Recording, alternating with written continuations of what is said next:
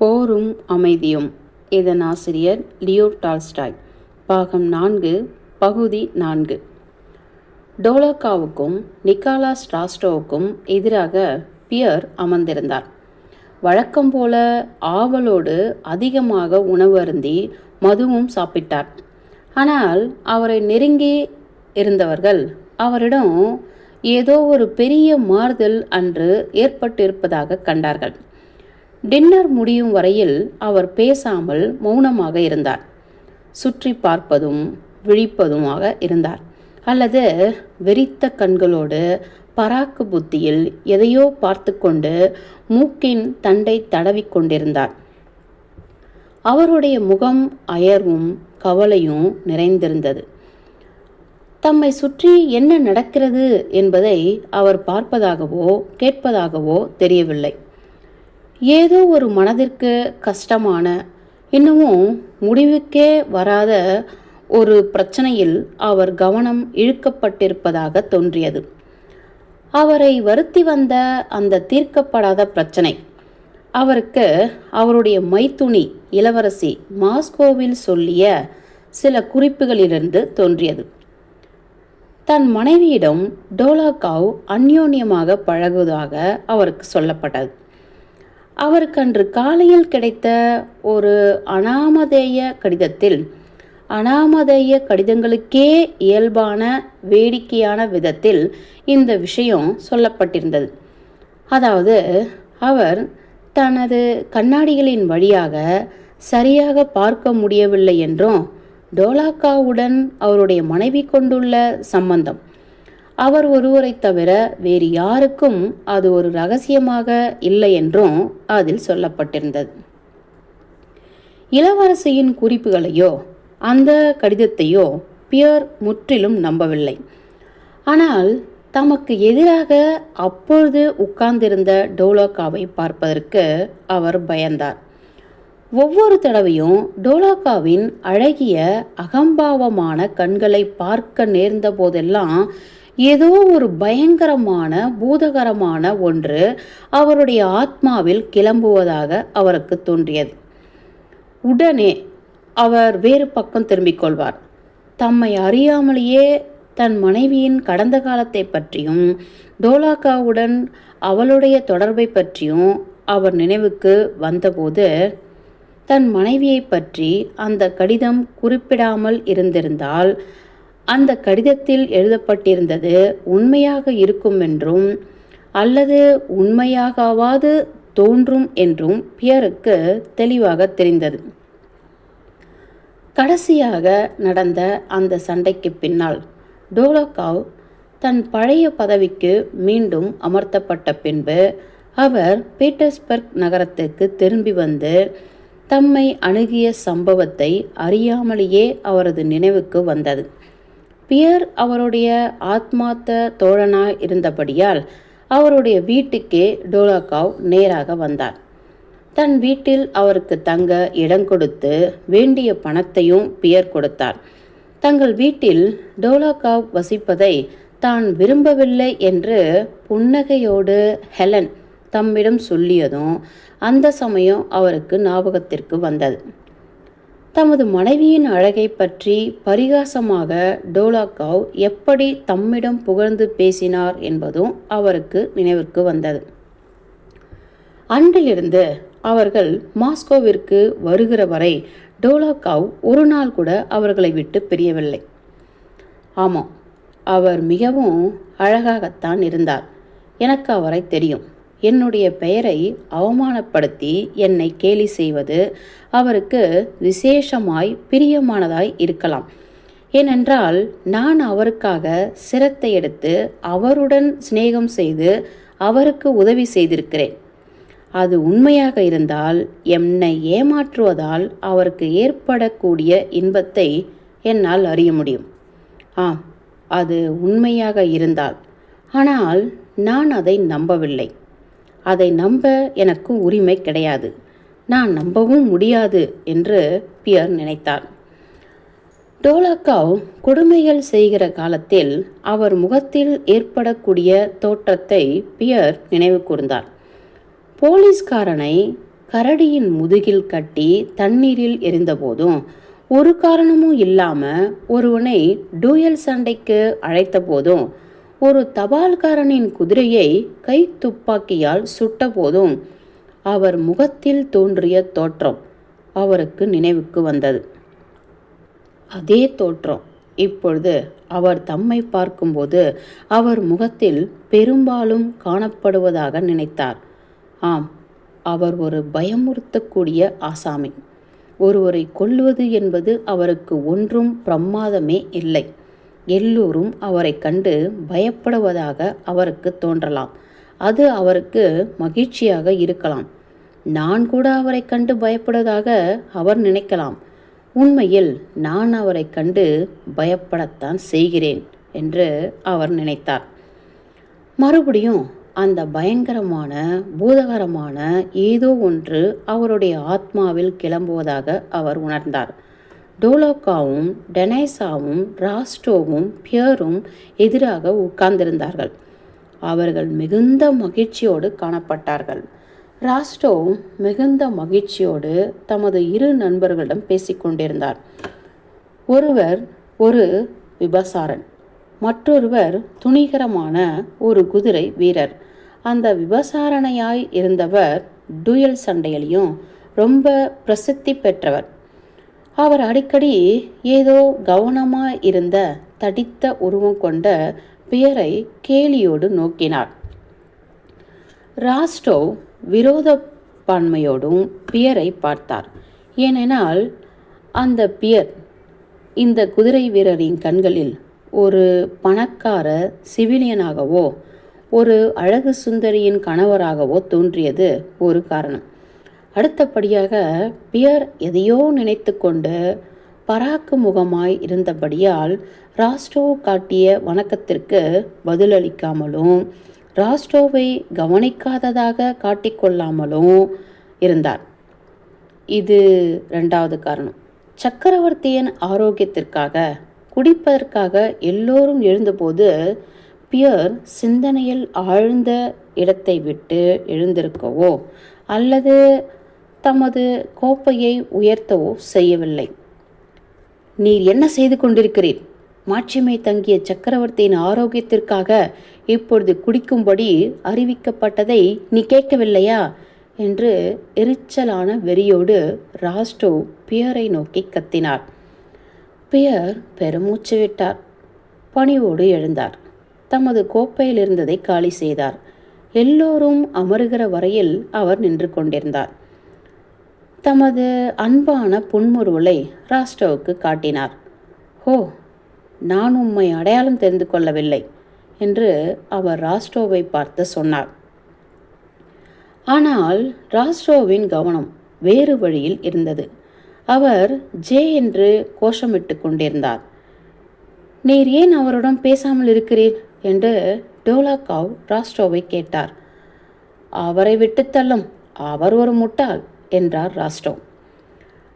அழகிய பெண்களின் கணவர்களாய் இருப்பவர்களிடம் எப்பொழுதும் சமாதானமாகவே நடந்து கொள்ள வேண்டும் என்று டெனைசாவ் கூறினார்.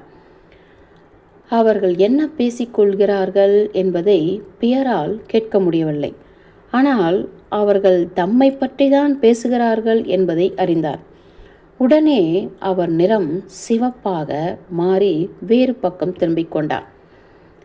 நல்லது, இப்பொழுது அழகு சுந்தரிகளின் ஆரோக்கியத்திற்காக நாம் அருந்துவோம் என்று டோலாக்காவ் சிரத்தையோடு கூடிய தோற்றத்துடன், ஆனால் அவருடைய வாயின் கோடிகளில் மறைந்திருந்த புன்முறுவலோடு தமது கோப்பையுடன் பியர் பக்கம் திரும்பினார். பீட்டர்கின், இதோ ஒரு அழகு சுந்தரிகளின் ஆரோக்கியத்திற்காகவும் அவர்களின் காதலர்களின் ஆரோக்கியத்திற்காகவும் என்று மேலும் தொடர்ந்து கூறினார். பியர் பார்வையை கீழே நோக்கினார். டோலோக்காவை பார்க்கவோ அவருக்கு பதில் சொல்லவோ இல்லை.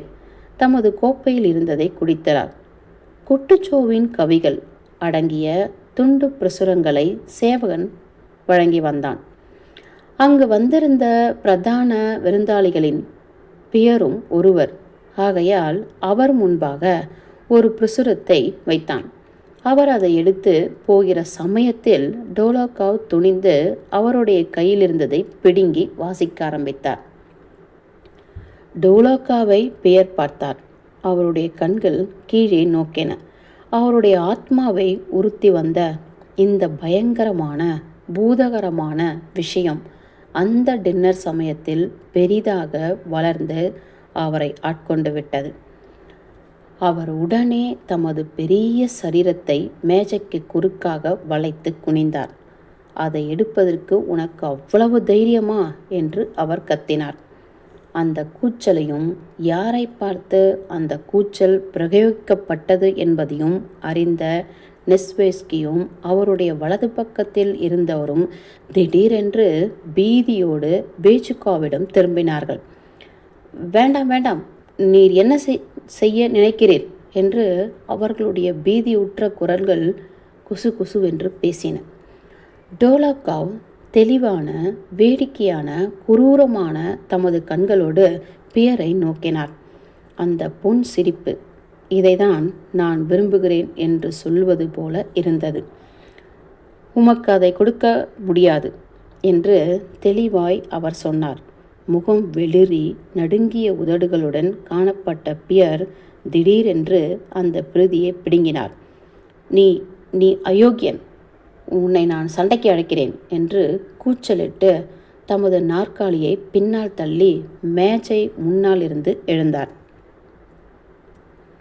இந்த வார்த்தைகளை சொல்லிய அதே நேரத்தில் பியர் ஒன்றை உணர்ந்தார். அதாவது தன் மனைவியின் தவறான நடத்தையை பற்றி அந்த நாள் முழுவதிலும் அவர் வேதனை அடைந்து கொண்டிருந்த அந்த பிரச்சனை இப்பொழுது முடிவாக சந்தேகமில்லாமல் தீர்ந்துவிட்டது. அவர் அவளை வெறுத்தார். அவளிடமிருந்து எப்பொழுதும் பிரிந்திருக்க விரும்பினார். இந்த டூயல் சண்டை விஷயத்தில் பங்கு கொள்ள வேண்டாம் என்று டெனைசாவ் கேட்டுக்கொண்டும் டோலோகாவின் பிரதிநிதியாக வேலை செய்வதற்கு ராஸ்டோவ் சம்மதித்தார். பேஜுகாவின் பிரதிநிதியாக நெஸ்வேஸ்கி ஏற்படுத்தப்பட்டார். டின்னருக்கு பின்னால் இந்த டூயல் சண்டையை பற்றிய ஏற்பாடுகளை நெஸ்வேஸ்கியும் ராஸ்டோவும் கலந்து முடிவு செய்து கொண்டார்கள். பியர் வீட்டுக்கு திரும்பினார். ஆனால் ராஸ்டோவும் டோலோகாவும் டெனைசாவும் வெகுநேரம் வரையில் கிளப்பில் தங்கி ஜிப்சிகளுடையாகவும் மற்றவர்களுடையாகவும் சங்கீதங்களை கேட்டுக்கொண்டிருந்தார்கள். நல்லது, அப்படியானால் நாளை சாக்கோல் நிக்கியில் சந்திப்போம் என்று கிளப்பின் முற்றத்தில் ராஸ்டோவிடம் விடை பெற்று கொள்ளும்போது டோலோகா கூறினார். நீர் இப்பொழுது அமைதியாக இருக்கிறீரா என்று ராஸ்டோ கேட்டார். டோலோகா தயங்கினார். நல்லது, இந்த டூயல் சண்டையின் முழு ரகசியத்தையும் 2 வார்த்தைகள் சொல்லிவிடுகிறேன். நீர் டூயல் சண்டை போடுவதாயிருந்தால் அதற்கு முன்பாக ஒரு உயில் எழுதி வைத்துவிட்டு உமது பெற்றோர்களுக்கு அன்பு கனிந்த கடிதங்களை எழுதி வைத்துவிட்டு நீர் ஒரு வேளை இறந்து போகலாம் என்று நினைப்பதாயிருந்தால் நீ ஒரு முட்டாளாய்தான் இருப்பாய். நிச்சயமாக இந்த சண்டையில் நீர் தோற்று போவீர். ஆனால் உமது எதிராளியை சீக்கிரமாகவும் நிச்சயமாகவும் கொல்லப்போவதாக உறுதியோடு எண்ணத்தோடு நீர் போவதாயிருந்தால் எல்லாம் சரியாகவே நடக்கும். எங்களுடைய கரடி வேட்டைக்காரனான காஸ்டிராமா சொல்லுவான், ஒவ்வொருவரும் கரடியை பார்த்து பயப்படுவார்கள். ஆனால் கரடியை பார்த்துவிட்டால் உன்னுடைய பயம் எல்லாம் போய்விடுகிறது. அப்புறம் உமக்கு இருக்கிற ஒரே எண்ணம் என்னவென்றால் அது ஓடும்படி விட்டுவிடக்கூடாதே என்பதுதான். அதே மாதிரி தான் என்னுடைய நிலைமை. நாளை சந்திப்போம். மறுநாள் காலை 8 மணிக்கு பியரும் நெஸ்வேஸ்கியும் சாக்கோல் நிக்கி என்ற காட்டிற்கு போனார்கள்.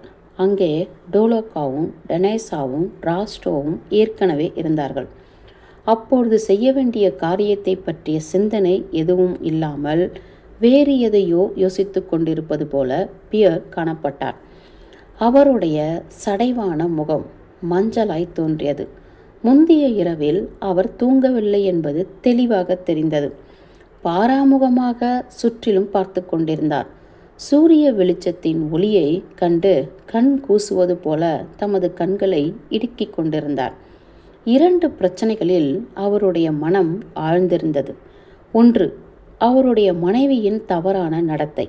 அதை பற்றி அன்று இரவு பூராவாக தூக்கமின்றி அவர் யோசித்த பின்பு அவருக்கு சிறிது கூட சந்தேகமே இல்லை. மற்றொன்று, டோலோகாவின் குற்றமான நடத்தை.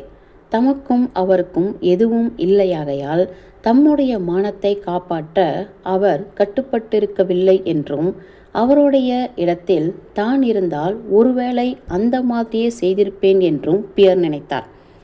நிச்சயமாக நானும் அந்த மாதிரியே செய்திருப்பேன். அப்படியானால் இந்த டூயல் சண்டை, இந்த கொலை எதற்காக? ஒன்று, நான் அவரை கொல்லுவேன், அல்லது அவர் என்னை தலையிலேயோ முழங்கையிலேயோ முழங்காலிலேயோ சுடுவார். இந்த இடத்தை விட்டு நான் போக முடியாதா? ஓடிப்போக முடியாதா?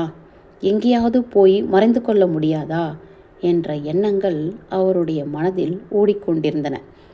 ஆனால் அந்த மாதிரி எண்ணங்கள் அவர் மனதில் ஓடுகிற அதே சமயத்தில் மிகுந்த அமைதியாகவும் பராக்குத்தனமாகவும், இன்னும் நேரமாகுமா, எல்லாம் தயாராகிவிட்டனவா என்று வேடிக்கை பார்ப்பவர்கள் ஆச்சரியம் கொண்டு மரியாதை செய்யக்கூடிய விதத்தில் அவர்கள் கேள்விகள் கேட்பார்கள்.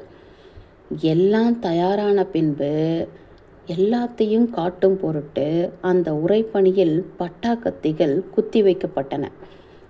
கை துப்பாக்கிகள் கெட்டிக்கப்பட்டன. நெஸ்வேஸ்கி தாம் நிற்கும் இடத்திலிருந்து பியரிடம் போனார். கோமகனே, இந்த நெருக்கடியான சமயத்தில் உம்மிடம் நான் உண்மையை சொல்லவில்லை என்றால் எனது கடமையை நான் செய்தவனாக மாட்டேன். என் மீது உள்ள உமது நம்பிக்கைக்கும் நான் பாத்திரமாக இருக்க மாட்டேன். உமக்கு உதவியாளராக என்னை தேர்ந்தெடுத்து கௌரவித்திருக்கும் நான் பொருத்தமாக இருக்க மாட்டேன். அதாவது இந்த சண்டைக்கோ அல்லது இதற்காக இரத்தம் சிந்துவதற்கோ போதுமான காரணம் இருப்பதாக எனக்கு தெரியவில்லை. நீர் செய்வது சரியல்ல, கொஞ்சம் கூட சரியல்ல. நீர் எதேச்சைகரமாக நடக்கிறேன்.